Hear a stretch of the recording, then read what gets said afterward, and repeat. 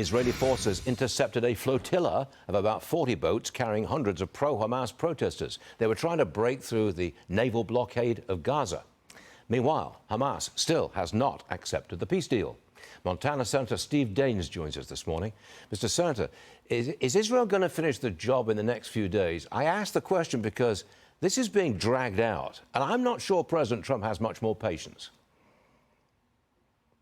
Stuart, I just returned from a swing through the Middle East. I was in Israel. I was on the border with Gaza and Egypt at the Kerem Shalom port of entry, where the humanitarian aid is going through with groups like the Gaza Humanitarian Foundation, Samaritan's Purse. They're doing a great job to help the plight of the Palestinians. But boy, big credit goes to President Trump, to Steve Witkoff, to Marco Rubio for framing this incredible peace deal that's on the table, and a big shout out to our Arab partners, the Arab nations. I was in Qatar and UAE as well last week. They've been doing a lot of behind the scenes work to actually bring an end to this conflict. What Greta Thunberg is doing, I mean, she is a climate activist. She's pro-Hamas. She is undermining and risking this fragile peace deal at the moment that Hamas must accept. Prime Minister Netanyahu, President Trump, they've gone out on a limb right now with a 20-point peace plan. But this would do it. It releases all the hostages. The IDF withdraws out of Gaza. And then we put in place this, this peace board that President Trump would lead with Tony Blair, the Arab nations supporting. This is a moment we can't miss. And this will really reveal the true colors of Hamas.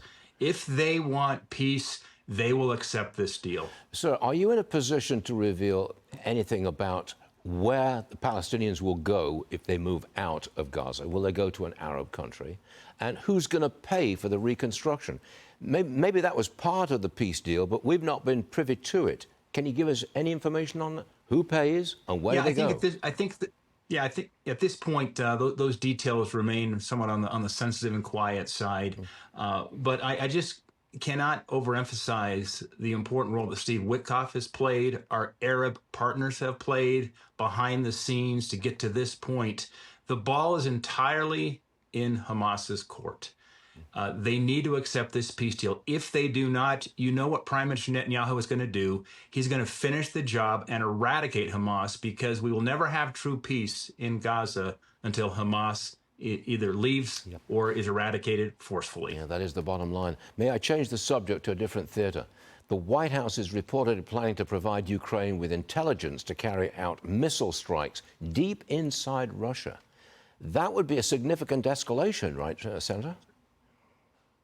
Well, look, if you think about a football analogy, how many times could a football team win if they only had their defense on the field? You've got to have your offense on the field.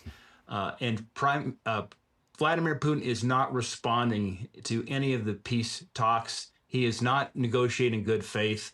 Putin understands one thing, and that's force. He respects strength. Ukraine war will only come to an end when Ukraine's in a position of strength. As you see, Putin has only escalated the tempo of this war following the Alaska meetings with President Trump. And so I think it is an appropriate option to put on the table. That'll be up to the Ukrainians to decide if they want to exercise it, but they need to have all the force needed to bring an end to this war. Senator Steve Daines, always a pleasure, and thank you very much for joining us this morning, sir. We appreciate it. Thank you. Thanks, Stuart.